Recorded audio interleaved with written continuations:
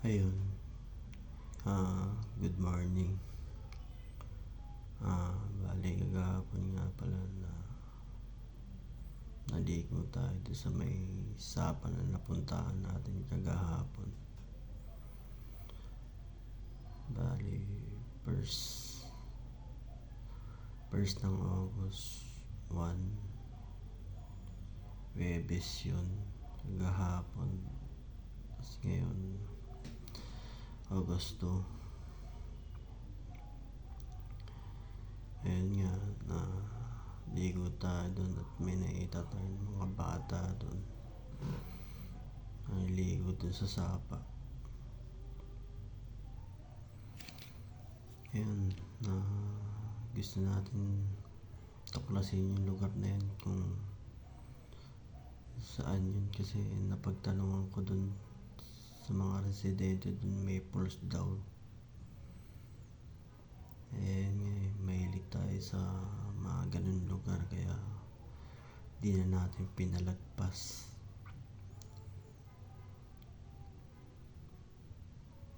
Tinanong ko yung mga bata kung punta na tayo sa falls. Ayan nga, in-upload ko na dito sa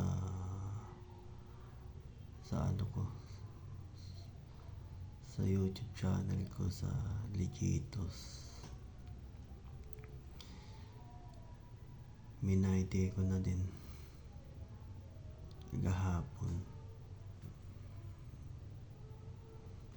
Tapos ayun, may nakita akong nagbi-video din doon na lalaki na may edad na din. Nakita ko siya doon, pinipicturean niya yung mga lugar doon Nandun na siya sa may baba, ako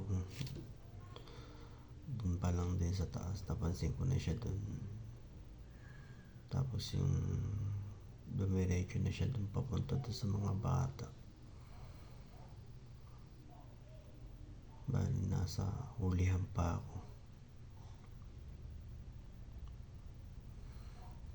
Ayun, kita ko siya, tinanong niya ako kung artist daw ako. Siguro dahil sa buhok ko mahaba, kung artist nga daw ako. Sabi ko, hindi, lang, nag-video lang din ako para din sa Facebook. Sabi niya daw siya, painting daw siya. Mga larawan siguro, ipipinta niya. Yung mga napicturean niya doon, binibidyohan niya. Ayun, tapos lakad kami doon sa mga parte doon malalalim pa. Niyaya ko yung mga bata na puntahan namin yung falls. Diyan sa makarating na kami doon sa may bandang di pa ganong kalagitnaan yun, alam ko. Banda pa doon sa mga mabababaw na lugar. Tapos nagpasama ako sa mga bata. Stop muna kami sa may medyo malalim. Ligo-ligo kami doon. Yung mga bata, sasaya pag naliligo sa mga ganun Walang pinoproblema.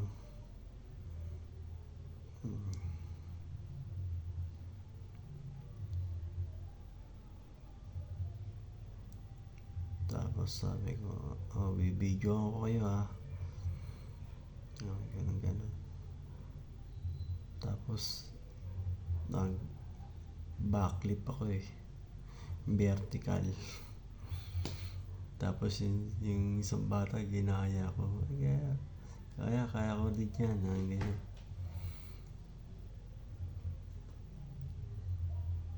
Naligo na rin ako kasi naiingit ako sa mga bata eh. Mababaw lang naman din sa mga bandang bewang ko. Hindi, palagi ko hindi bewang, siguro mga bandang dibdib ko na ganun kalalim. Tapos ayun nga yung nagtanong sa akin na kung artist nga daw ako. Tara, ligo tayo. Ayaw niya maligo. Eh dun sa pinaliliguan namin dun, parang wala na madadaanan. Siya parang ayaw niya magbasa eh. Siguro pakay niya lang siguro dun na maligo.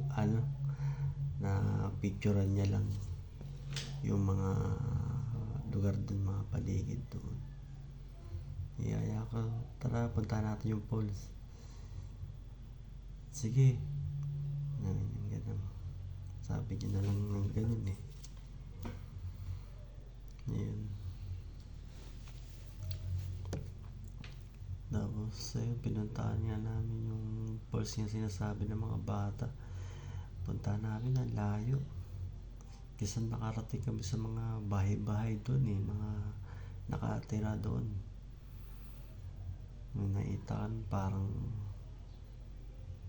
maganda, parang kubo eh na basta nasa siya, magandang lugar na di siya alaga yung lugar niya.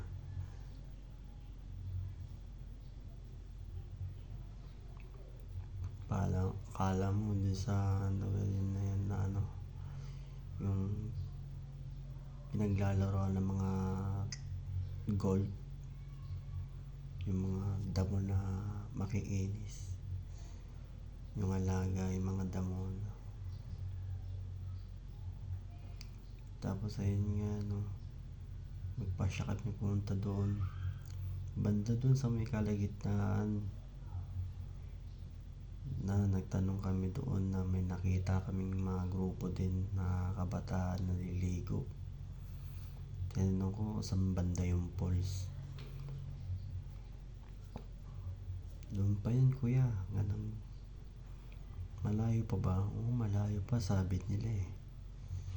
Siguro mga 6 silang tao doon, puro lalaki, mga bata pa.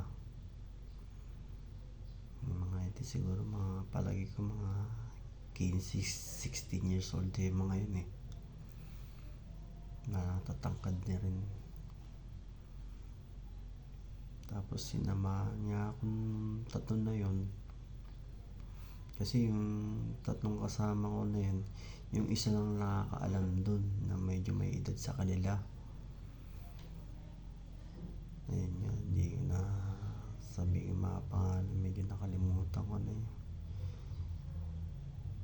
Ayun, puntahan namin ulit doon, lakad-lakad kami, mandaan na kami mga bato, tutulis, ang lalaki ng mga bato eh. Buti ka, may mga sinelas namin doon, yung mga panduro light na goma, kaya pag tinapak mo doon eh, hindi ka masasaktan. Ang ganda na rin kasi yung ganun, parang pang hiking na rin yun eh, mga ganung sinelas. Pag tinapak mo magaspang siya, hindi siya dudulas, kasi naman yung mga bato doon matutulis, kaya pag tinapak mo doon parang kakapit lang siya. Hindi yun siya yung yung mga solid na bato na makinis, hindi ganun eh, parang patulis-tulis yung mga bato dun eh, mga buhay na bato. Ayun nga, ang layo pa ng falls din sinasabi nila. Tapos yung isang bata na di alam yung kung saan ng falls, nagtatanong di sa kasamahan niya, malayo pa ba? Parang napansin ko, parang natatakot na ganun yung mga bata eh. Takot talaga yan eh. Siyempre, alam niyang panganib doon. Nararamdaman din niya yun kung safe ba o hindi. Tapos ayun nga, parang napapansin ko kung may makulimlim na yung panahon, yung kalangitan niya, yung ulap, madilim-dilim na, parang siguro magbabadya itong uulan na. Tapos sabi ko, stop muna kami doon sa magandang lugar na magandang view, na paligid niya ang ganda, bundok, tapos nasa gitna ka. Stop muna kami doon sa may malaking bato, pahinga muna kami doon. Tapos may natatanong kami na bahay doon na parang nangangalaga doon sa lugar na yun. May mga alaga di siya na mga hayop tulad ng mga bebe. Ang daming bebe na parang pinapastol niya lang doon. Tapos may mga kambing, may mga manok, aso. Ayun, yung aso din kami napahinto yung aso na yun, ang ingay. Siguro parang sinasabi ng aso na yun na kami tumuloy doon. Dahil sa gusto ko nga sana puntahan at makita ko. Sabi ko, naipag-isip-isip ko dahil makulimlim na nga yung panahon na yun. Baka kasi umulan ng malakas, tapos malakas ang buhos dun pa ibaba. Ayun, naisip ko nga yung bahay dito, parang sanay na tong nakatira na to hindi alintana yung masamang panahon Tapos ayun, napagpasya na namin umuwi na lang at di na tumuloy doon sa may falls. Yun nga ang panghihinayang ko na sa kagustuhan kong makita. Yun nga, hindi kami natuloy. Hindi rin naman kasi pwede sa kagustuhan mo lang mangyari, tapos may nagbabadya pa lang mapanganib. Ayan, nagpasya na kami umuwi kasi madilim na nga. Yung kasama namin bata maliit, parang takot na nga rin talaga siya.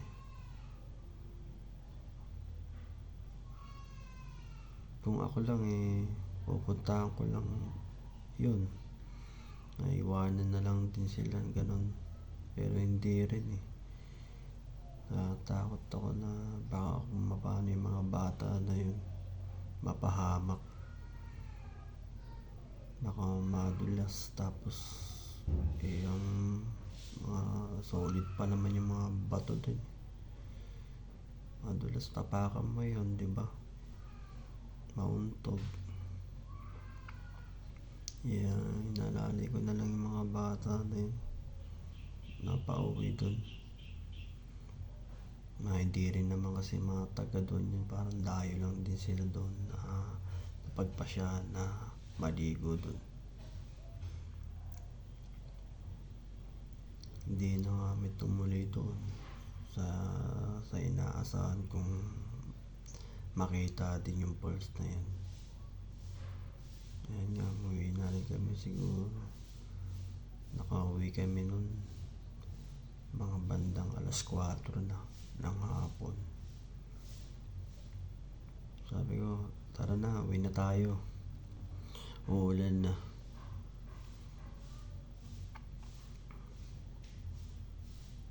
Tapos ayun yung pag-uwi namin,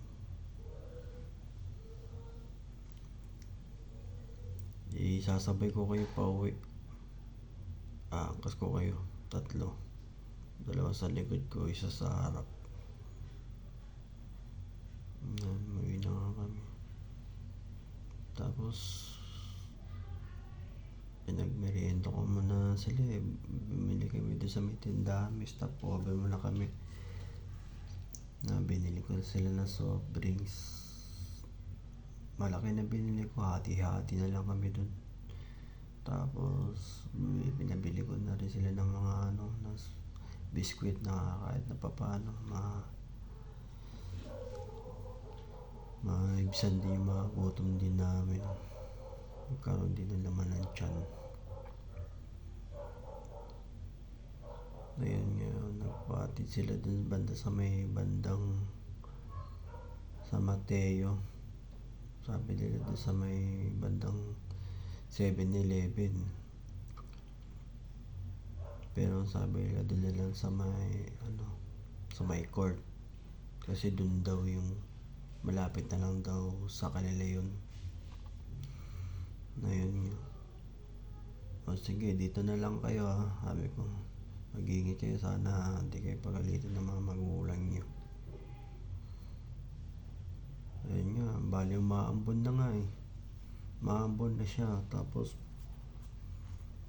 alam ko lalakas na yun kasi madilim na, nandun na ako sa may San Mateo. Yan, umuwi ako sa Montalban dito sa lugar namin.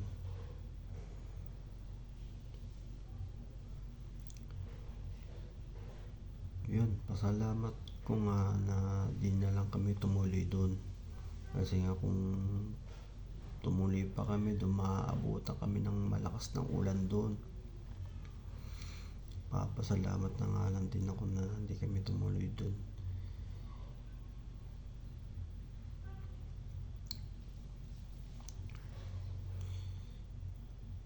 Ayan lang, makwento ko lang yun.